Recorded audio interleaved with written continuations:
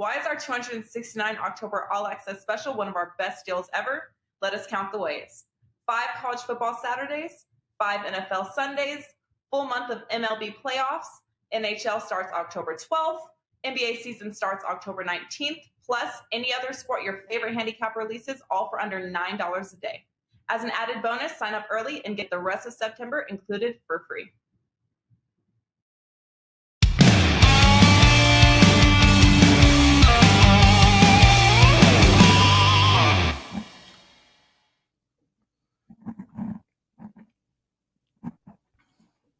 We are live. Teddy covers Lawrence Presman. You're watching WagerTalk Today. September 30th, my friend. October's upon us. I'm closing the pool today. Slightly depressed. But hey, at least I can get some working out done because the pipes suffer in the summer, Teddy. How are you, bro? I'm doing all right today, Prez. No complaints. Excited about a big football weekend and excited about a loaded show for Thursday. Why don't you tell them what's going on today? Yeah, dude. Dave Cokin right off the top. We're going to talk Miami, Virginia, Georgia Tech, Pitt, Penn State, Indiana, and then Ralph Michaels. And Ralph Michaels, guys, this is the segment of Ralph Michaels that you cannot miss. He's going to do a very deep dive into buying half points, whether you should buy from -3.5 to 3 or what 3 to 2.5. Dave's shaking his head. No. Well, we're going to find out the math because Ralph's bringing the math. Then he's going to look at the Buffalo game, -16. Unbelievable stats on teams that are over 2 touchdowns. So Ralph's bringing that. And an NFL play, Carolina, Dallas, and New Mexico, and Air Force in college football. That was about as good an intro of guests I've ever done in my life, Teddy. No, yeah, I thumbs up, double thumbs up. Yeah, it was. It's what you should do every day. And of course, in my big game breakdown today, you neglected to mention the game I'm going to talk about. That would be UCLA and Arizona State. We'll break it down Saturday night, late night bailout special in college football, Prez. But as we like to do to open every show, we talk about what we learned last night. So I'll start with you today, Prez. What did you learn last night? Well, dude, I didn't bet. I just watched the Blue Jay game. It'll be a little too late, but fun nevertheless. But I do want to tell you a quick story about the icons on Messenger. You know, when you send somebody, you say, Teddy, pick me up in 5 minutes, and then you respond with that thumbs up icon, right? Sure. So I go out for dinner with my brother Darren a few nights ago. We hadn't seen each other, just the two of us, in like a month. We have a great dinner, awesome food. I text him after. I'm like, D, it was so great to see you. Love hanging out. Food was fantastic. I can't wait to do this again. He responded with a thumbs up. Screw that, man. Like, that is where we're at. Like, can you imagine, like, I give you a heartfelt statement at dinner and you go, like, what the hell? What the hell? These emojis are pissing me off. Anyway, that's it. I can't believe that someone would thumbs up me. But anyway, go on, bro. That's what I learned. I learned how annoyed I am with those stupid emojis. It's your brother. It's not someone. It's your brother doing that. So There's something I learned last night that it's worth talking about at the top of the show. After about 3 weeks, the NFL stats start to kick in terms of the people that look at stats start to pay a whole lot of attention. Now there's a big enough sample size. And the most basic NFL stat of all, college football as well, yards per play differential. How many yards per play you gain on offense versus how many yards per play you allow on defense. And of all the stats, that's probably the most basic one that says this is a good team, this is a bad team. Top 10 early season yards per play differential. Browns, Panthers, Broncos, Eagles, Seahawks, Cardinals, Rams, Bengals, Raiders, Bills. Couple of real surprises in there. Teams that may be a little bit undervalued in the marketplace, despite their they've gotten off to losing starts. They've had good yards per play differential. The bottom 10 teams, yards per play differential in the NFL. These are the teams that are getting outgained every play. Bears, Dolphins, Colts, Lions, Jets, Falcons, Jaguars, Steelers, Texans. No surprise in that 9. You make an argument those are the worst 9 teams in the NFL so far.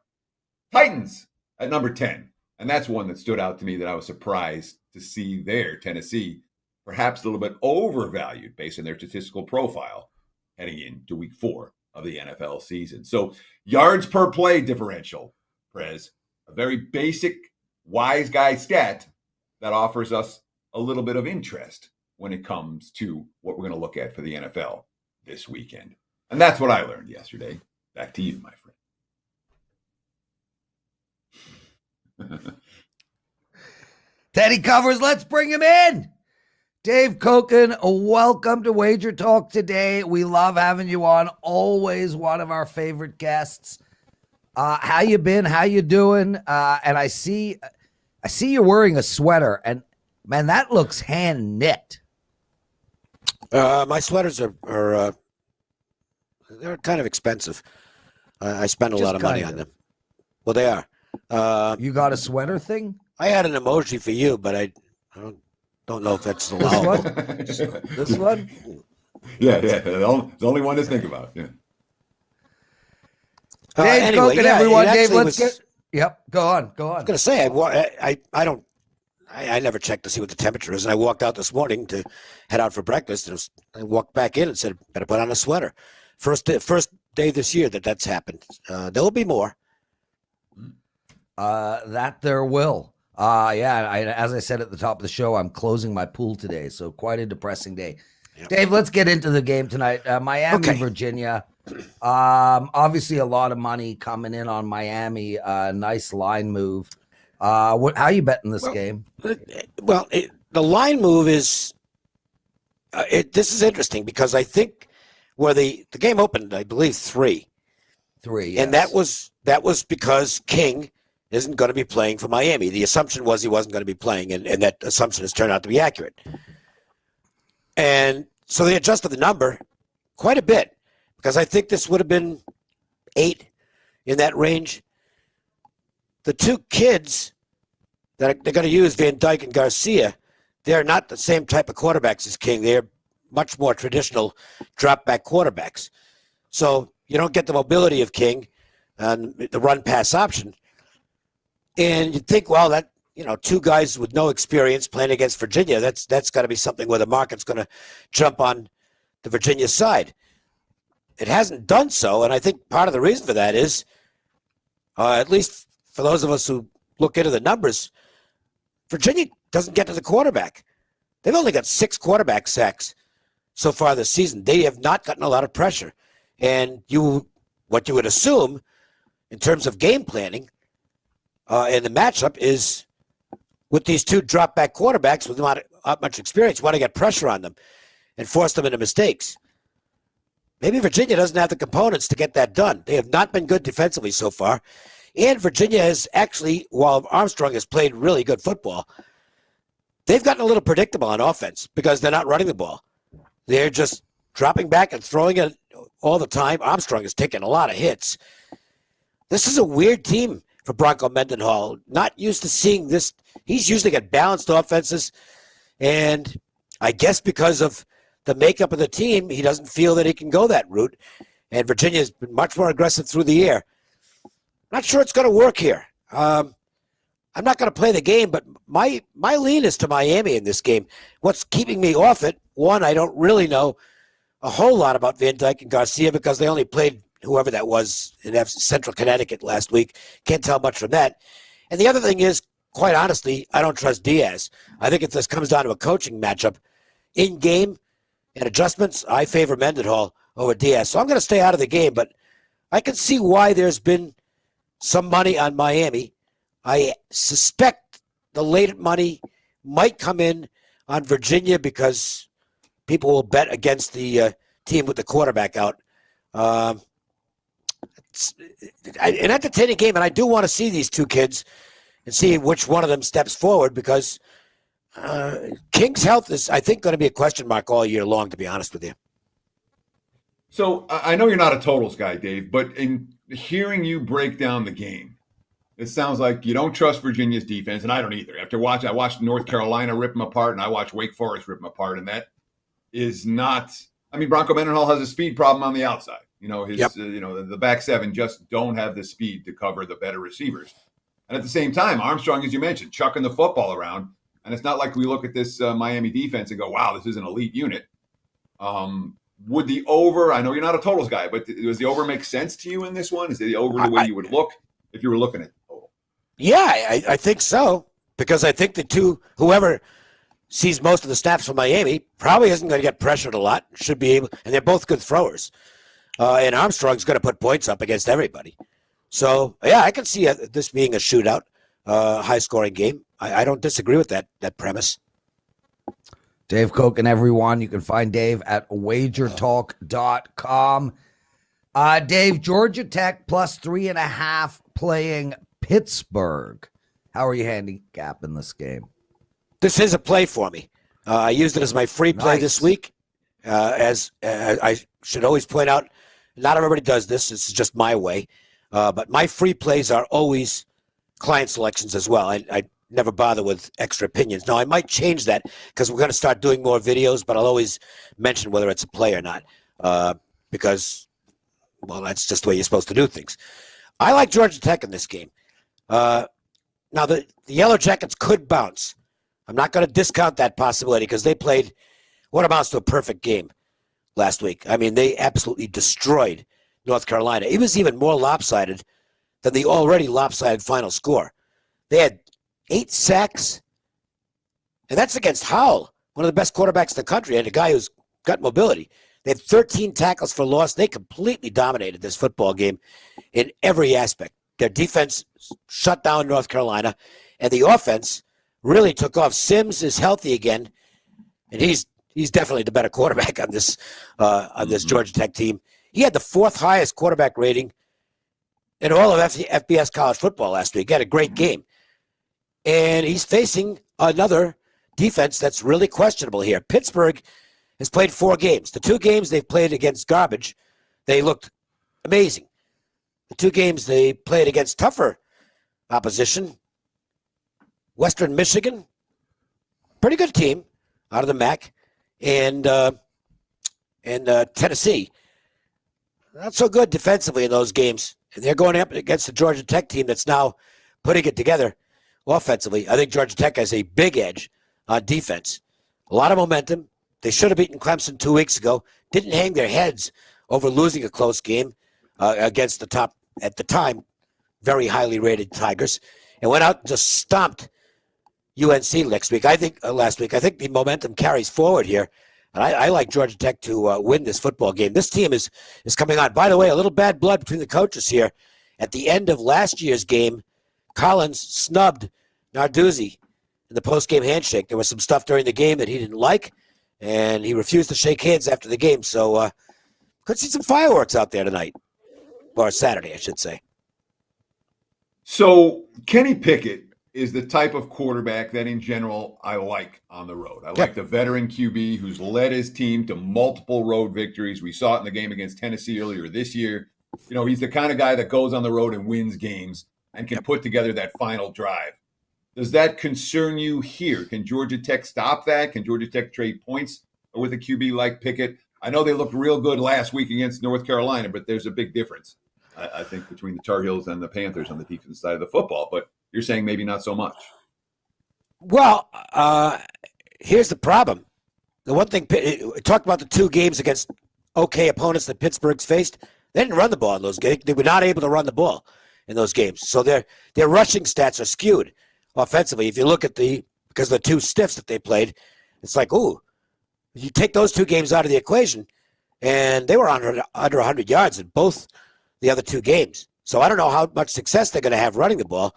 And as good as Pickett is, and he looks like a guy who's going to be playing on Sundays, You got to get balance in the offense. That's a big deal to me. I don't know that Pittsburgh's going to have it here. They'll get points. I mean, Pittsburgh's going to score points, but I don't think they're going to score enough to keep pace with a hot Georgia Tech team. Situationally, I can see where there might be some thought, well, Georgia Tech was awesome last week, and they're going to flatten out here against Pittsburgh, but I don't agree with it, and I'm not that much of a situational guy. I do more matchups. To me, the wrong team's favorite in the game. I think it's a close game, but I think Georgia Tech should be the favorite in this game, and so therefore, Georgia Tech plus 3.5 was a take for me.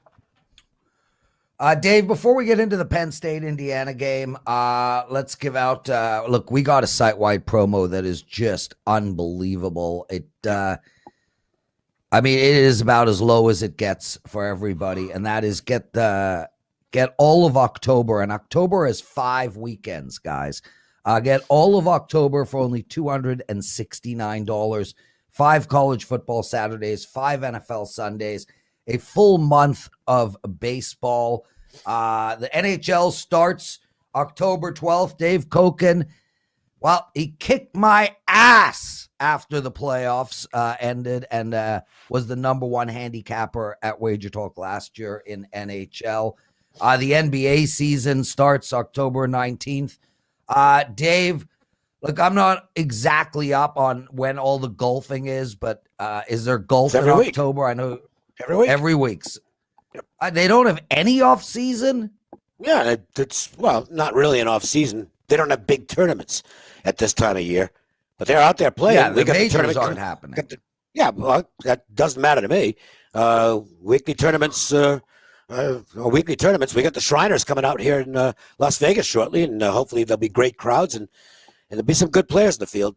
I happen to like the events where, like this weekend's event. I'm not saying I'm going to grab a winner on my 4 outrights, but there's only 7 of the top 50 guys playing, so you got a chance to go price shopping and take some long shot stabs, and those are fun. They're not big plays, but when they hit, I've had an 80-1 winner this summer. I had a 54, roughly 55-1 winner. I had 2 in the 30-plus range. Only had 1 favorite winner all year, which was John Rahm at the Open. But it's been a phenomenal year in golf, and who knows, maybe we'll grab another winner or 2 on these outrights. So there you go, guys.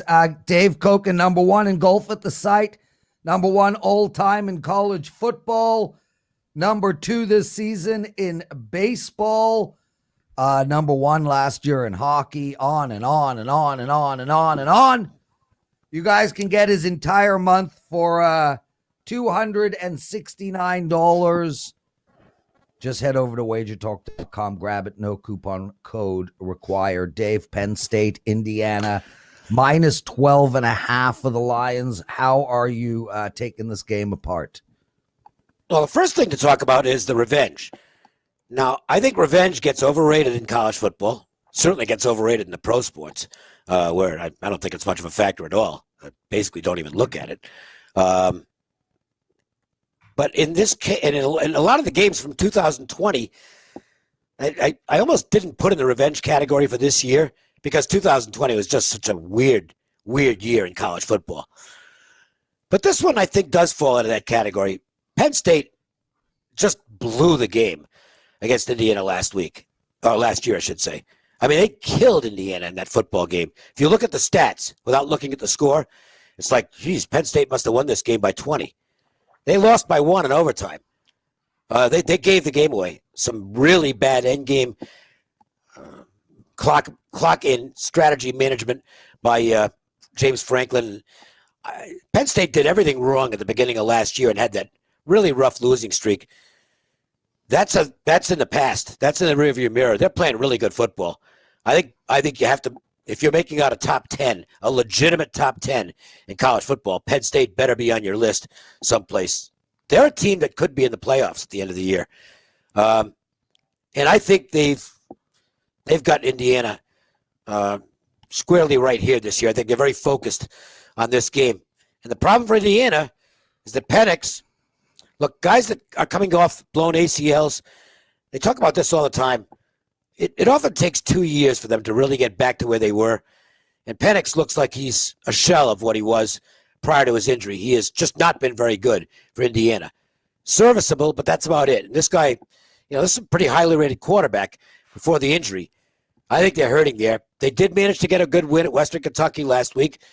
Probably not quite as close as the final score indicates, but I think they're going into a very hostile atmosphere on Saturday night. It's a stripe out at Penn State as opposed to a whiteout. They've got depending on where you're sitting, they've got you coordinated to wear blue or white. So it's going to have a stripe effect, be very, very aesthetically pleasing, I would guess, if we watch the game. But the main thing is there's going to be 100,000 plus crazy people who are about as much back into Penn State football as we've seen since their glory days, because this might be their best team since their prior glory days. I think Penn State might stomp Indiana in this game. So I guess the question I'm going to ask you here is that, we look at Penn State, the 2 wins against quality foes. They beat Wisconsin, they beat Auburn, both by single-digit margins. Penn State can get their revenge here with a win. They don't need to win this game by 2 touchdowns. And this line is clearly on the way up to 2 touchdowns. If you like the Nittany Lions, bet them now, not tomorrow, not Saturday, because this line has done nothing but go up from the opener. Do you worry about the margin here, especially with potentially the back door open? We know that Penix isn't the QB that we thought he might be coming into the season, but he's still chucking the football around pretty good for the Hoosiers. Yeah, worried enough so that it's not on my card. It just missed. I mean, if this line were a little lower, if we're 11, 10 certainly, I'd have been on Penn State. But it's gotten to the point, and to me, half point and points are really important. It's gotten to the point where it's now got to go in the lean category. And I'll publish all my leans on Twitter, by the way. They're not plays, but I will publish my leans probably tomorrow, maybe early Saturday morning, depending on the time frame. And you can check those out. They've actually been really good, better than my actual selections in college football, which are off to a shaky start. But anyway, they'll be up there on my Twitter account at Dave Cokin, free of charge, and you can do with them what you want. Penn State will be on that lean list. Dave, man, can't thank you enough for joining us. Every Thursday, you guys can hear Dave Cokin on WagerTalk Today as well. What is your entire video schedule? I'm glad you asked. I'll be doing a few games later today with Kelly and Adam Trigger. And those, I don't know when those will be available because those aren't done live. Those are taped. But those should be interesting. And I've got college football today at 1 p.m. Eastern Time, 10 a.m. At 4 p.m. Eastern Time, 1 p.m. Pacific Time. That is live. I'm not sure who I'm on with today. I didn't check. But I'm there. And first pitch. We're still doing the baseball show. That'll be on about 10:45 a.m. Pacific Time. So hope you'll check in and see what we've got to say, and maybe we can put you in the direction of some winners. Excellent stuff, Dave Cokin, everyone. And, of course, you can hear him on Puck Time as well, which should be starting up soon. Dave, get out of here, bro. You did an outstanding job. We love having you. Teddy covers. We're going to take a quick break. We got your big game breakdown coming up. We got Ralph Michaels, the daily presidential address, where I'm only going to give out NFL plays, and I was perfection last week when I did this. Guys, 20 seconds. We will be right back. Why pay regular price when you can save money on every purchase with WagerBucks at both WagerTalk and Sports Memo? WagerBucks are now eligible for use on not just daily, 3-day, and 7-day passes, but all long-term and seasonal packages up to 1 full year. There are tons of options available for every budget and size of bettor. From as low as $90 gets $100, all the way up to $3,500 gets you $5,000. Save every day on every pick you buy with WagerBucks.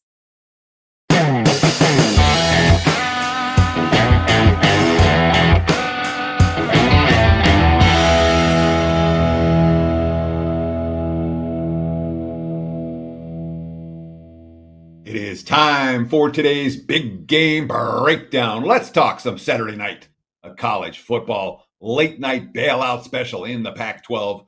UCLA and Arizona State right now. Looking at the WagerTalk live odds screen, I'm seeing UCLA mostly -3s out there. There are a couple of 3.5s. Total 55.5 for the Bruins and the Sun Devils. Before I get into the analysis, I do want to let you know, I'm running real good right now. 70% all sports over the last 10 days, off to a profitable start in college football and the NFL, and the baseball has been real hot in recent weeks. You can get all my plays for the weekend over at WagerTalk and or sportsmember.com. And of course, if you're enjoying this show right now, please give us a like, give us a follow, give us that thumbs up, hit the bell in the corner. Make sure that you get notified every time we go on air live. Thank you. Now, let's talk about UCLA and Arizona State. And there's been a fair bit of respect, in my opinion, for Arizona State in the betting marketplace right now, given this number. We have a Bruins team that's proven themselves to me. I understand they had a loss against Fresno in a game where, let's give Fresno credit, they played great down the stretch of that contest. Everything else that we've seen from UCLA this season has been positive. And I mean really positive. You know, the offense is working. The defense is working. DRT has been real good, or DTR, I'm sorry, I get that messed up every time, Thompson Robinson. But the bottom line is, it's an offense that's clicking. It's a defense that's played better than expected. I can't say that for Arizona State. Arizona State hasn't played anyone with a good offense so far. Certainly nothing with an up-tempo offense so far this season. And you look at Jaden Daniels. Look, I'm not in love with the Sun Devils offensively. I think UCLA right now is the better of these two teams. I think they're being priced cheaply because when you look at some of the long-term angles and trends, and the long-term angles are all going to be for Arizona State. They've been good dogs in the Herm Edwards era. UCLA's been a crappy favorite throughout the Chip Kelly era. They've been a bad single-digit favorite. They've been a bad home favorite. I understand that all the trends are pointing towards a dog in this one. But when I look at this year's teams, not last year's teams, not teams from 5 years ago, when I look at these two teams this year, I got a lot more respect for what the Bruins are doing than what the Sun Devils are doing right now.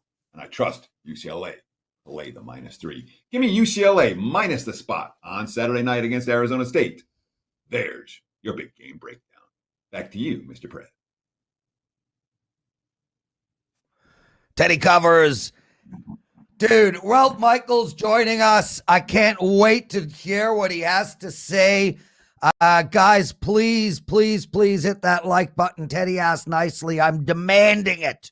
Ralph, welcome to WagerTalk Today, my friend. Nice to see you. Man, you and I spoke yesterday on the phone. I am pumped for this segment. Anything you want to talk about before we get into it? No, well, let's get right to it. And, you know, anyone that bets a game and they buy a half point, and when that game hits, it's, oh my God, I made the right decision. Yeah. I absolutely love it. And that's all people remember when they buy that half point is that they won that game. So I wanted to break it down. Guys, basically I did this. When I look at NFL numbers, I look pre-2015 and post-2015. It's very important to remember that distinction. When the extra point line got moved back, numbers in the NFL that were dead all of a sudden are live. So you're going to see my buying points in the NFL, buying from 3.5 down to 3, and buying from 3 down to 2.5. Well, let's take a look. On the left-hand side, prior to 2015, on the right-hand side, since 2015, and you guys right now only want to look at the right-hand chart with the WagerTalk in the middle and the yellow. So if you're buying a half point, you are paying at least 10%. Teddy and Prez, you guys know back in the old days and still in some places, if you're buying off 3, you're paying over 10%. Yeah, some 20. places you're paying 15, some places you're paying 20. So if you are buying a half point, your win percentage has to be at least 10% higher or more to show a profit. Anything under that 10% that you bought the half point, obviously, is not a profit. So here's what I broke down. Since 2015, buying from 3.5 to 3, it's landed on 3 only 7.5% of the time. Prior to 2015, it landed on 3 only 6.9% of the time. So you never buy from 3.5 down to 3. It's proven right there that since 2000, the year 2000, it has not been profitable. When we look at buying down from 3 to 2.5, it does hit on 3 to get a push 9% of the time since 2015 and 9.5% of the time before 2015. But while you say that's only a 1% or a 0.5% difference from that 10%, remember, most times you're paying 15 or even 20% to buy the numbers. So the numbers don't lie. Do you ever buy a 0.5 point? No, don't do it. It's always lovely to remember that game that you won. But again, facts are facts, guys. So Teddy and Prez, you guys both are astute bettors. We know you don't buy those 0.5 points. Yeah. Hopefully our viewers get the gist that it is extra money that you're giving to the bookmakers. Ralph, just amazing stuff. And you know, we've spoken about this in great detail. I mean, I told everybody, Teddy said it over and over and over again. Buying a 0.5 point off on 3 is somewhere around 8%. You get up and you literally show the math. Those numbers happen to be correct. And Ralph, my question to you in this is, how does the math take into account the fact that a 3.5 to a 3, if you buy the 3.5 to a 3 and it lands on 3, you don't lose your money, but you would have lost your money at the 3.5. Whereas in the other chart, 3 to 2.5, you actually push if you don't buy. Because what I say to my clients is, I actually don't have a problem if you buy. I mean, I hate buying points no matter what, but if you're going to buy points, buy from 3.5 to 3, because I would never buy off the push. So do your numbers take that into account? The fact that 3 to 2.5, you're saving yourself a push, as opposed to 3.5 to 2, where you're saving yourself a loss. Well, you're talking saving the 10% juice on only a 10% play. So you're talking 1%. So you look at the numbers, and buying from 3.5 to 3 have landed on 6.9 before 2015 and 7.5 since 2015. So you're still giving away over 2.5% of profit on every dollar you spend buying that 0.5 point. Awesome. So I want to ask you this, because one of the things that I always harp upon on this show is the concept of, if you have one sports betting out, get a second one. If you have 2 books, get a third one. If you have 3 books, get a fourth one. Just about every game that's on or near 3, at some point over the course of the week, you can find a 2.5 on that game somewhere. You can find a 3.5 on that game somewhere. So the concept of buying points, Ralph, correct me if I'm wrong, but that's a lazy man's way to do it, correct? I mean, if you have multiple accounts and shop around, you don't need to buy the points. You can shop around and find them for free. Agree or disagree? You know, absolutely. And the funny thing, Teddy, is we talk about buying points. And when people shop, I'm going to say, if you ask people in a bar and you said, do you want to lay 3 minus 108, or do you want to lay 3 or do you want to lay 3.5 minus 108, or lay 3 minus 120?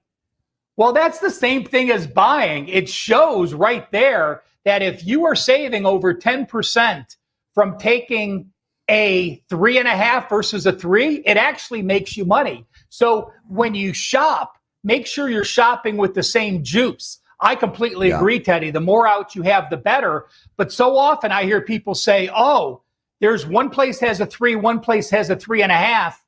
If they're betting the dog, they absolutely grab the 3.5. But sometimes you're laying juice so big, it's actually a negative to lay that 3, to grab that 3.5 and lay the extra juice. relative Yeah, than grabbing the 3 with the better juice. So shop away, but make sure you're looking at the juice as well. Ralph, Chris L., one of our loyal listeners, asks, he writes, what about buying from 2.5 to 3? He was trying to tell someone it was a bad idea, and they told him he didn't know what he was talking about. Is he right?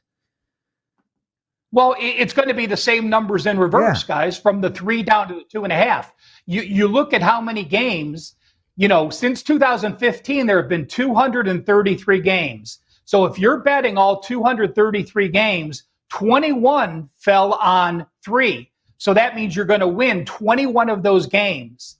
Well, if you're buying and paying 10% on 233 games, you're paying at least 23.3% juice, and you're winning 21 units. So it's, even with the juice you're saving, it's going to be closer to the break-even point, but mathematically it still doesn't pan out to be a positive.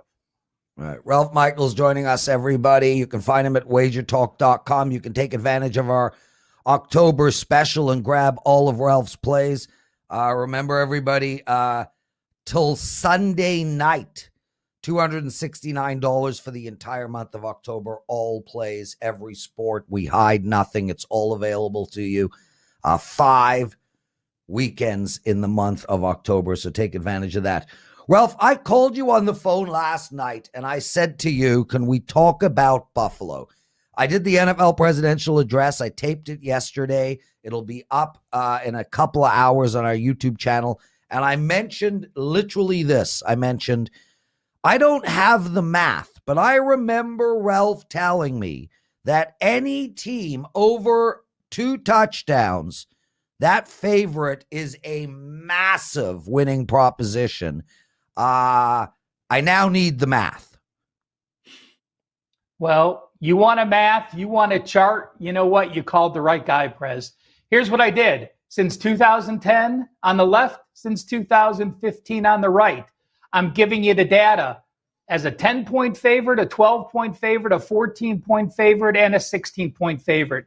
Take a look at those charts, guys. Everyone is green. Since 2015, if you blindly bet every double-digit favorite in the NFL, you've hit 60.6%. Wow. If you bet every favorite in the NFL of 12 or more, you've hit 62.8. If you bet every favorite in the NFL of 2 touchdowns or more, you've hit 67.4%. And those games of 16 or more, look, there's only been 20, so there's not a huge sample size. But favorites of 16 or more, like Buffalo this week, have hit 65% since 2015. Again, let's go back to the bar scenario. Joe Public loves betting NFL favorites. We know that. Favorites and over is what they bet. But Joe Public, when it gets to double digits, all of a sudden thinks, oh, I don't want to lay double digits in the NFL. So like normal, Joe Public is doing the exact opposite of what you should do.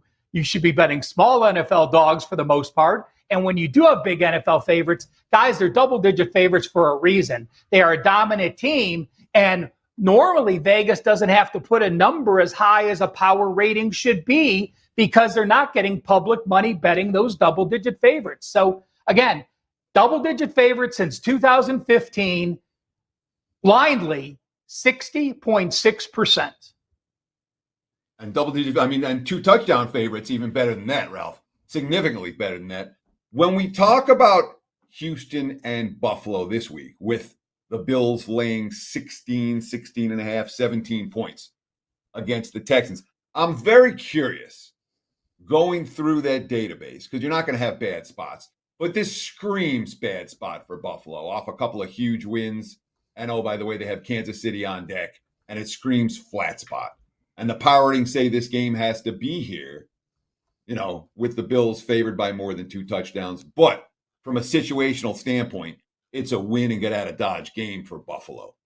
Does the actual handicap of the game, the spot, the situation, factor into any of this, Ralph? Or is this one of these situations it might be a bad spot for the Bills, but you know what? The math shows you better not go against them. Well, Teddy, I'm gonna pretty much say, if we printed out those games, of double-digit favorites and 2-touchdown favorites since 2015. I'm probably going to guess 75% of them were flat spots. If you're a 14-point favorite in the NFL, almost every Great time point. you're going to be in a flat spot, with the NFL schedule. But I just cannot get to the Houston side. Now, listen, Buffalo's been very, very lucky with their quarterback selections. They played Big Ben, they lose the opener. What happens? Tua gets hurt. They get Brissett coming in game 2. Then Tyler Heineke making his second start. Now you have Mims making his second start. We've seen these young quarterbacks. Look at Fields at Cleveland last week. Look at what Mims did. Look at what the Jets have done. We forget how hard it is to be a young rookie quarterback making a road start in a hostile setting, because last year we didn't have fans. Last year we saw great success with these young quarterbacks playing in NFL stadiums with very few or no fans. Yeah. You go back a couple years, very few quarterbacks were starting at the beginning of their careers on the road like this. For that reason, with Mims making a second start on the road at Buffalo, coming off that Mims coming off that Cleveland game 2 weeks ago when he came in, coming off his performance last week, there's no way I can get to him in the window. So to me, it's going to be a pass. I'm not going to bet on Buffalo because, as you said, before last week, the offense wasn't clicking enough for me to cover. Yes, the offense looked great for 1 week, but that's not a buy sign for me laying this number. Ralph Michaels joining us, everybody, and it's Davis Mills, the quarterback for Houston, Mills, a name you thank you. likely don't need to remember in the long run. Guys, we need 19 more likes for the daily presidential address. We only have a few minutes to get it. Last week, I gave out 3 NFL winners. I will do the same in about 5 minutes if we get to 100 likes. Ralph, Dallas playing Carolina. I know you like the total here. I'm super curious. Which direction are you going? Well, we talked about Buffalo and the quarterbacks they played. So I'm not fooling myself. And when I look at Carolina, again, the new NFL logs from WagerTalk are amazing. They have the quarterbacks you played. They're color-coded. So you look at Carolina's schedule. Why are they the number 1 defense in the NFL, only allowing 191 points? Why are they the number 1 defense, allowing only 3.7 yards per play? Let's put that in perspective. They're allowing 3.7 yards per play. Kansas City is last in the NFL, allowing 6.97 yards per play. But they faced a quarterback in Wilson making his first start. They faced Mills making his first start on his first start. So you face 2 rookie quarterbacks making their first start. But still, they're a team that doesn't make mistakes. They're a team that doesn't turn the ball over. They're a team that can run the ball. And I'm looking at the number 1 defense, a very good offense. Couple situations to help me here. This Carolina team, 14 sacks in 3 games. Teams coming off a Thursday night road game and on the road again.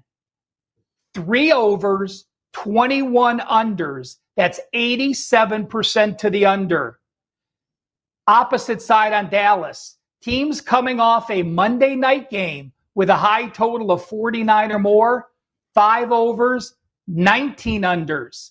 Teams like Carolina that have held back-to-back foes to 5.5 yards per attempt or less in back-to-back games, 17 overs, 56 unders, 77%. So the number 1 defense, one of the highest totals on the board, angles that are 87%, 5 and 19 over under, and 77% to the under, all have me playing Carolina and Dallas under the total. Great analysis from Ralph Michaels. An analysis that makes a whole lot of sense. Ralph, before we let you go, let's break down one more game in college football. Let's talk about Air Force and New Mexico. What are you going to do with the Falcons and the Lobos on Saturday? Guys, there's no breakdown needed on this. We have an option team and we have Rocky Long, period. Rocky Long is probably the best assistant coach hire that anyone could make last year for the team in that situation. from him coming from San Diego State as a head coach, coming back to New Mexico, a team he loves, putting back the 3-3-5 defense. Rocky Long had crappy New Mexico teams for a lot of years, had some decent teams for some years, had some good teams for 1 year. The one common, he could stop the option. He went to San Diego State, he could stop the option. Rocky Long in New Mexico will stop the option. Air Force happy just to run the game, win this. New Mexico runs the ball. New Mexico's offense struggling. Their defense much improved from what you've seen in the past.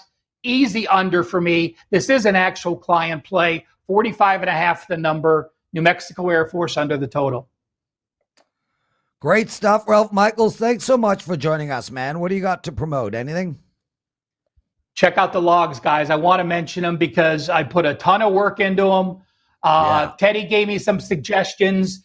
In the NFL, we added records when you played the teams, current records so you could see how those teams performed, offensive and defensive ranks for both scoring and yards per game for your opponent, college football logs and NFL logs, both free.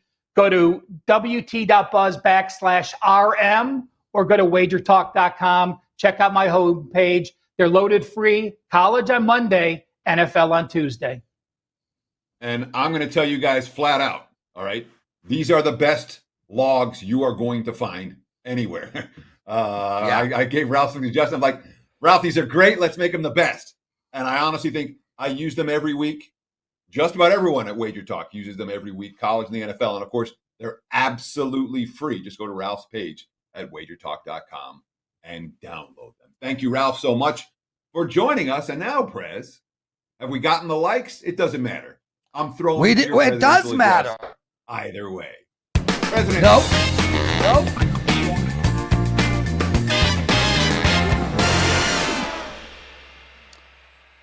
Yeah, no, Teddy. We don't get 100 likes. We don't get a presidential address. Guys, I got so much to say. Let's get straight into it.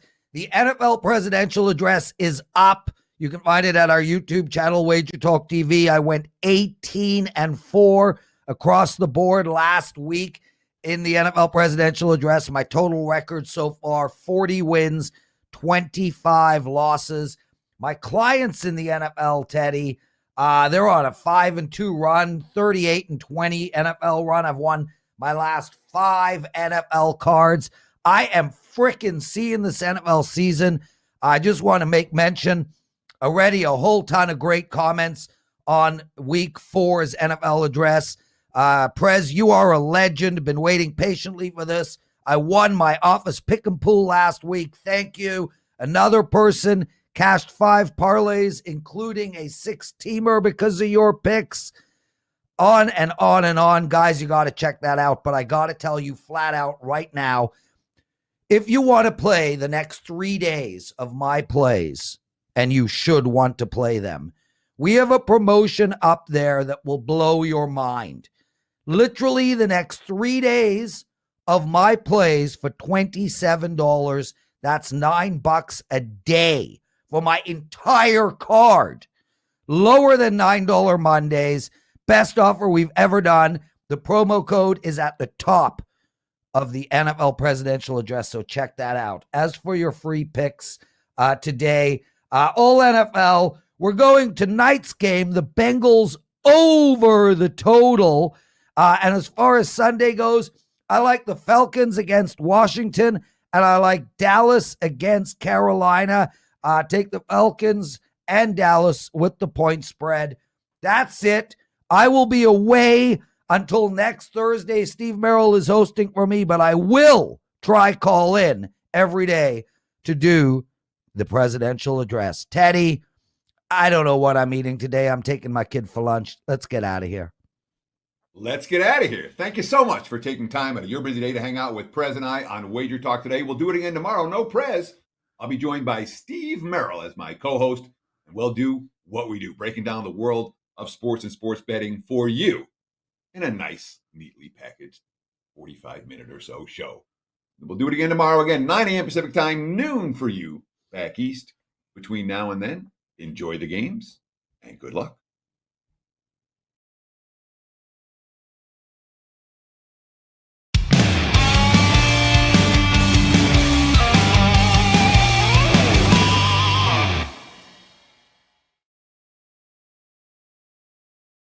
Why is our 269 October All Access special one of our best deals ever?